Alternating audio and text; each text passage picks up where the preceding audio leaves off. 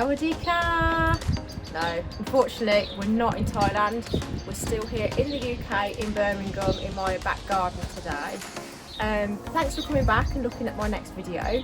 Today we're going to be cooking some Thai food, however, in the kitchen. We're going to make a stir fry, which is a holy basil and runner bean stir fry. Ped Tua it's called.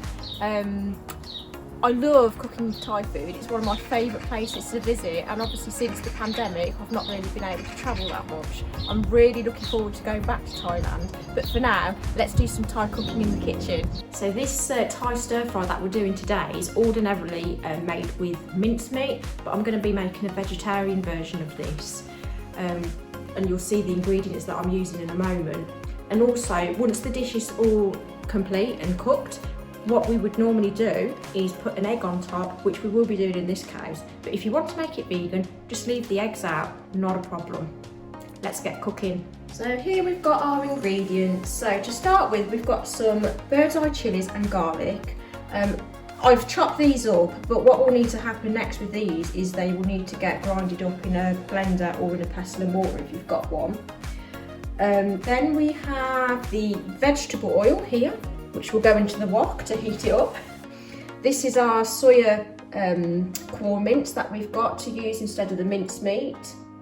We've got some onion that's just thinly sliced into wedges.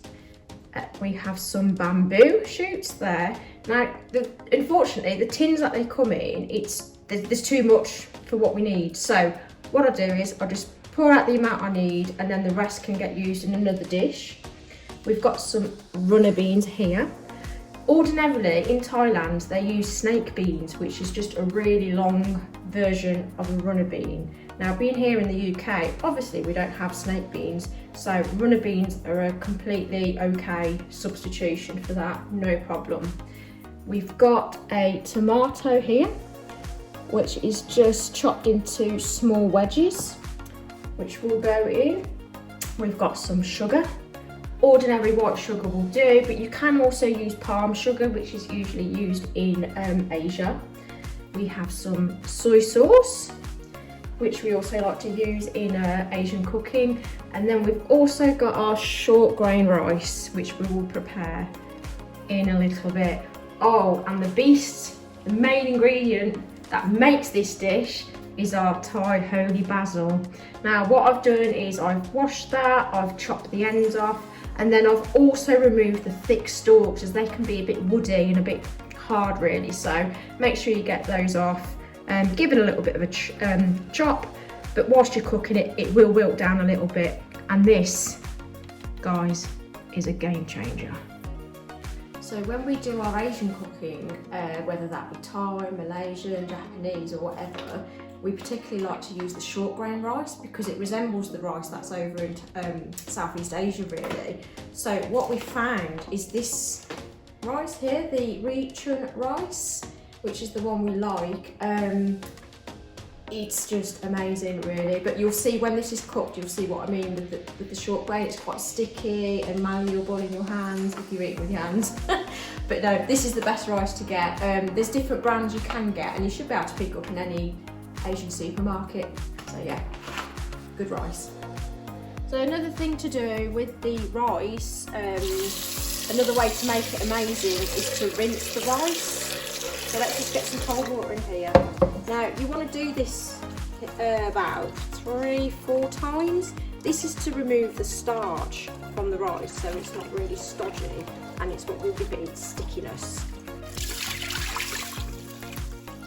I just want to show you, so before the rice was really white, but as you rinse it, it actually becomes quite translucent.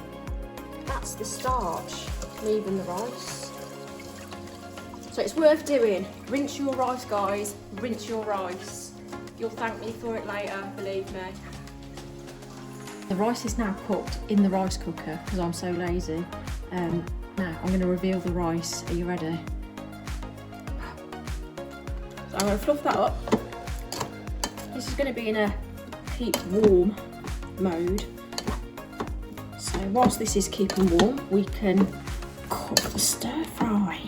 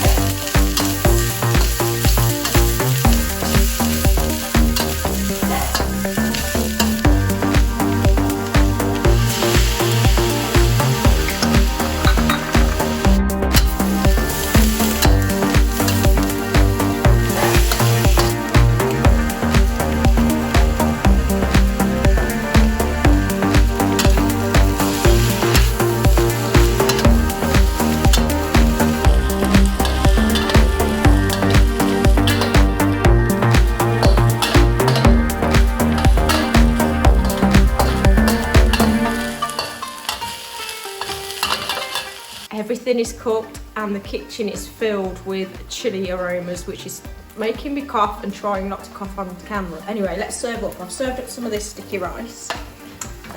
Now for some of the stir fry. Look at that. How amazing does this look? I can't wait to get my teeth into this. I'll just get some more green beans. More green beans.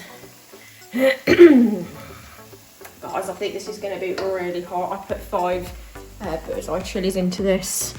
And here is the egg that will go on top. Of course it's large, isn't it? Holy moly. Let's fold that up. There we go. And that is the finished dish. So we have the sticky rice, the stir fry, and the egg on top. So let's give this a try. I know it's going to be delicious. Okay, so let's get a bit of everything. Get some of that egg, some green bean. Okay. This might be a little bit messy and a bit hot. Here we go.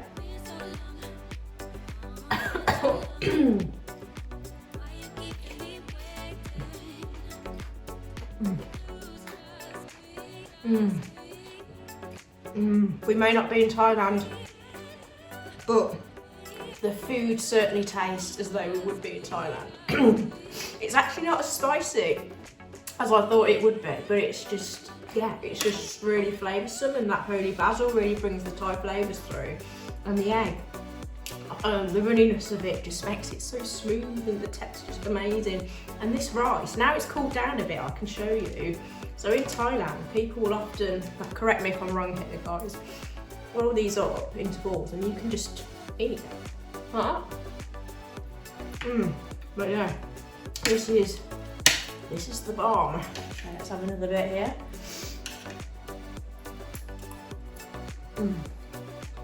I had a bit of that holy basil, a bit more than the first bite. This is good. So guys, if you like this video, give it a thumbs up. If you want to see more videos of me cooking in the kitchen, let me know. If not, let me know. Remember to like, subscribe, and ring my bell if you want to know when my next video is coming out. The next one should be in about 3 weeks, and it's going to be a special one, but I'm not going to give away any surprises. So keep tuned, and I'll see you all soon. Bye!